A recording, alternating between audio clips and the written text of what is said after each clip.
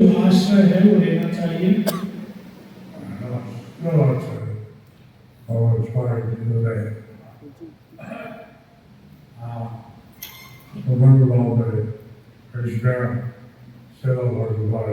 तो हमारे पास एक बहुत ही अच्छा अवसर है ब्रह्मचारी जीवन में कि हम अपना पूरा समय जीवन अर्पित कर सकते हैं भगवान की सेवा में। और हमारे पास और कोई समस्या या चिंता का विषय नहीं है।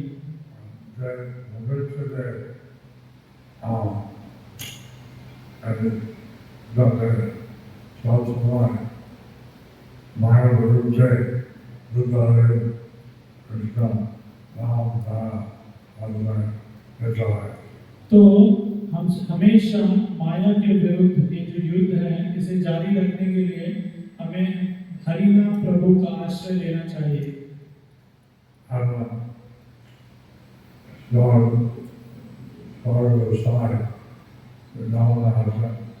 तो हम जानते हैं कि सत्य गोस्वामी जो वृंदावन में थे,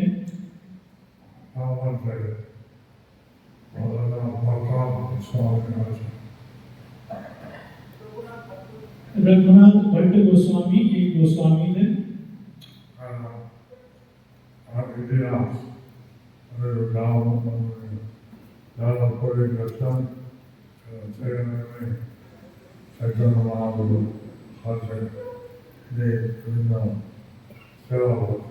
और हम जानते हैं कि वो कैसे जगन्नाथपुरी गए थे, चैतन्य महाप्रभु से मिले और महाप्रभु की बहुत सारी सेवाएं की।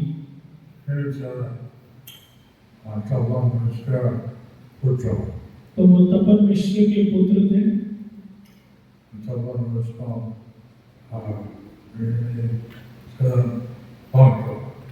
तपन मिश्र उनकी जो पत्नी थी वो भक्त थी।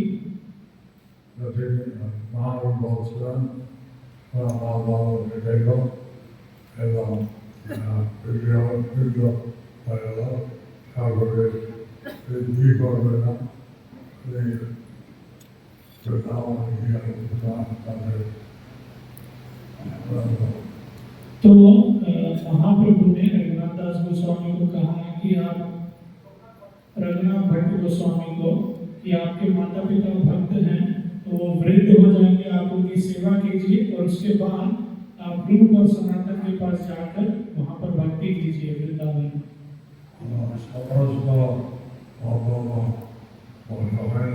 हम सभी के माता पिता हो सकता है भक्त नहीं है,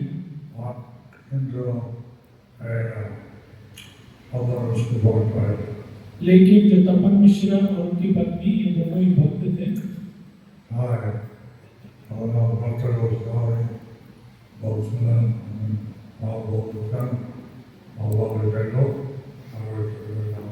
इसीलिए महाप्रभु ने रघुनाथ भट्ट गोस्वामी को कहा कि आप अपने माता पिता की देखभाल कीजिए और उसके बाद आप वृंदावन जाइए।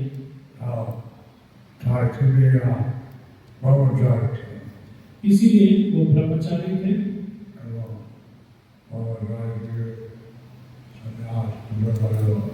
और उसके बाद ब्रह्मचारी आश्रम के बाद वो संन्यास जैसे उन्होंने पूरा पालन किया।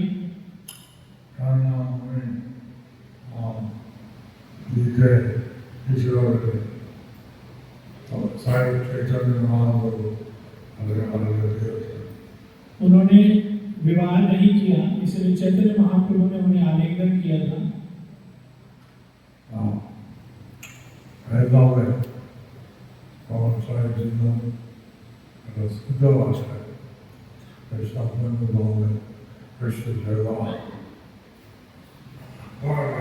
तो इसीलिए ब्रह्मचारी जीवन में हमारे पास एक विशेष अवसर है कि पूरा जीवन भगवान कृष्ण की सेवा में लगा सकते हैं।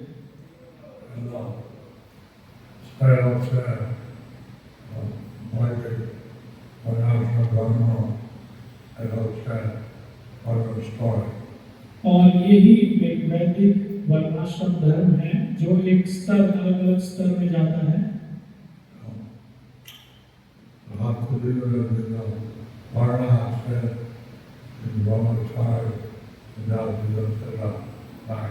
तो गृहस्थ जीवन में काफी सारी बाधाएं हैं जो ब्रह्मचारी और सन्यासी जीवन में नहीं है। आज के जीवन का सारा लोग भागवत को अनुभव सुना हमने आप उपनायन है।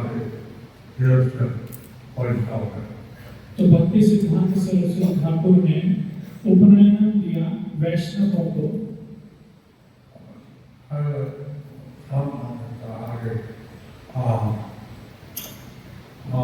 सिस्टम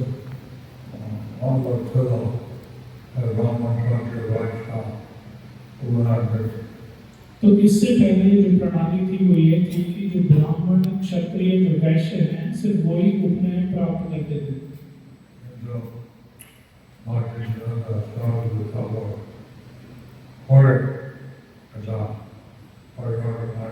लेकिन श्री भक्ति सिद्धांत सरस्वती ठाकुर के बाद इस पद्धति में परिवर्तन आया।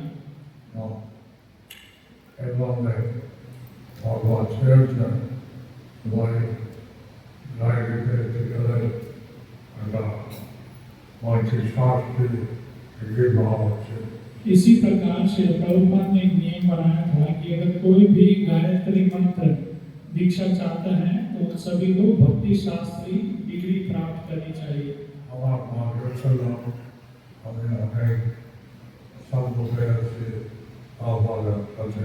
मैं बहुत ही भाग्यशाली था कि मुझे श्री प्रभुपाद का बहुत संग प्राप्त हुआ।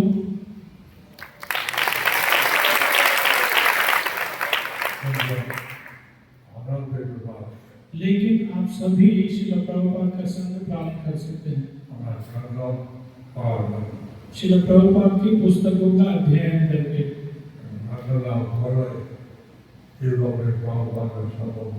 अगर हम प्रभुपाद की पुस्तकों का अध्ययन नहीं करते तो प्रभुपाद का संग कैसे प्राप्त कर पाएंगे?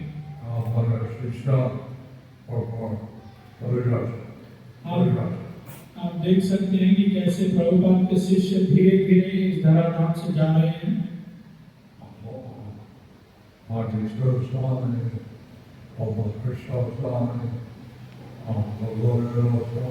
परम पूजनीय गोपाल कृष्ण महाराज, भक्ति चालू महाराज, गौर गोविंद स्वामी महाराज, ये सभी हमें छोड़कर चले गए हैं।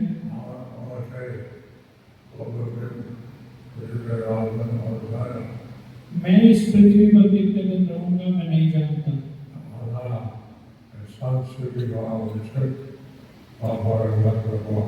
तो आप सभी को एक पद्धति एक नियम लाना आवश्यक है कि श्री प्रभुपाद के पुस्तकों का अध्ययन किया जाए।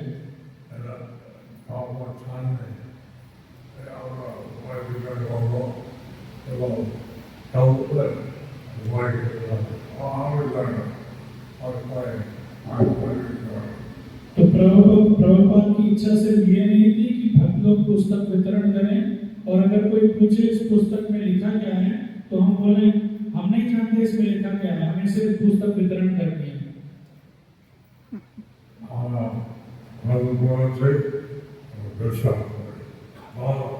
तो हमें ये बोलना चाहिए कि हमने इस पुस्तक का अध्ययन किया है, हमें पूरा विश्वास है और ये बहुत अच्छा ग्रंथ है। सही बोल रहा हूँ?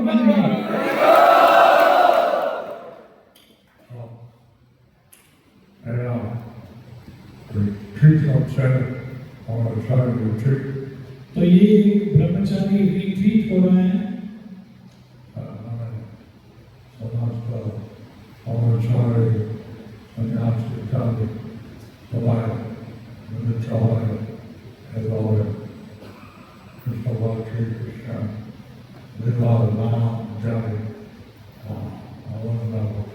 तो इसका मतलब ये है कि सभी ब्रह्मचारी सन्यासी सभी मिलके भगवान के जो नाम हैं, लीलाएं हैं, गुण हैं, उनके बारे में श्रवण कर रहे हैं।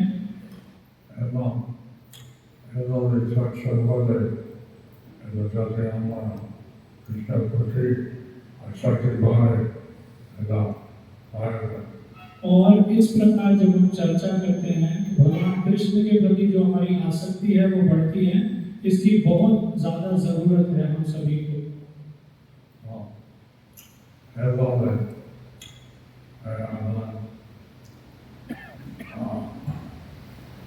about it, not enjoy about it, some portrait.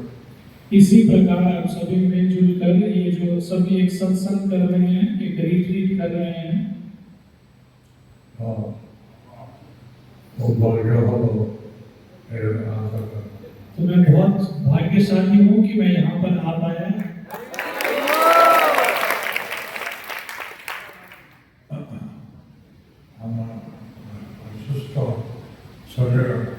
मेरा शरीर पूरा स्वस्थ नहीं है,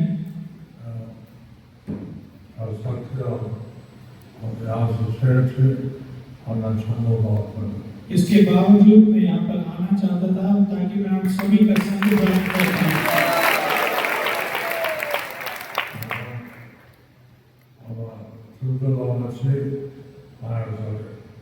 तो अब हम युद्ध कर रहे हैं माया के साथ।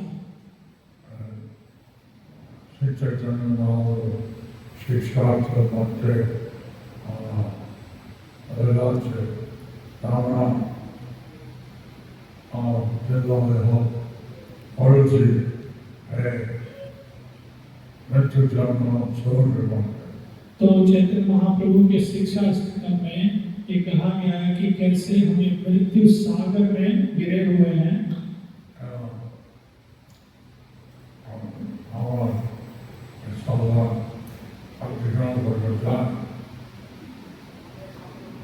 और हम इस सागर को पार करना चाहते हैं।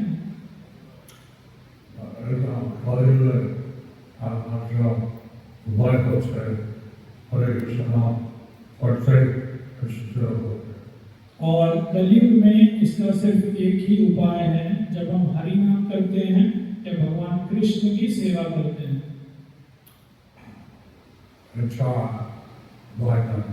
इसके अलावा और कोई उपाय नहीं है।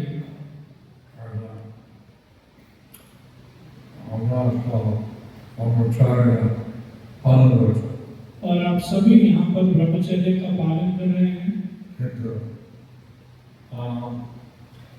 समाज है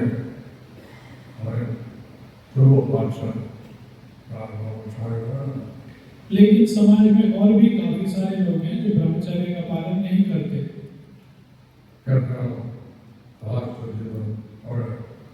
कोई कोई गृहस्थ जीवन में जाते हैं,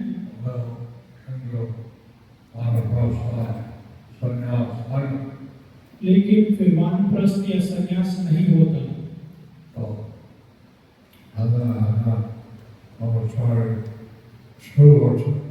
तो अभी आपका ब्रह्मचारी है, आपका जीवन शुरू हुआ है,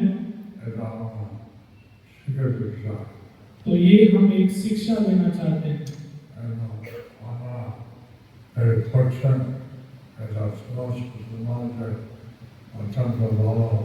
और आप ये जो कर रहे हैं ये सब पूरे समाज के लिए बहुत ही सुंदर चीज है।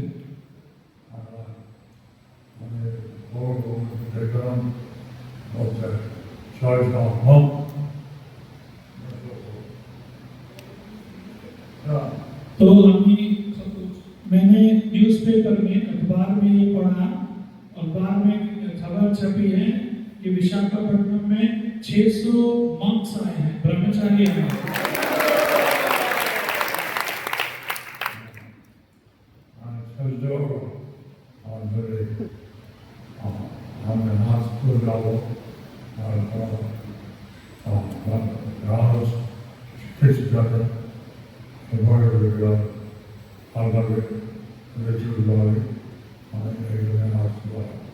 तो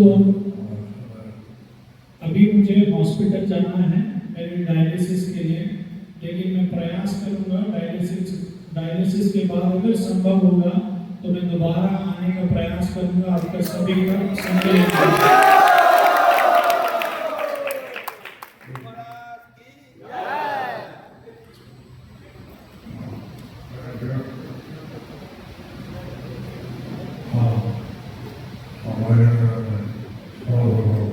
तो अभी मैं यहीं पर अपना प्रवचन समाप्त करता हूँ। हरे कृष्ण।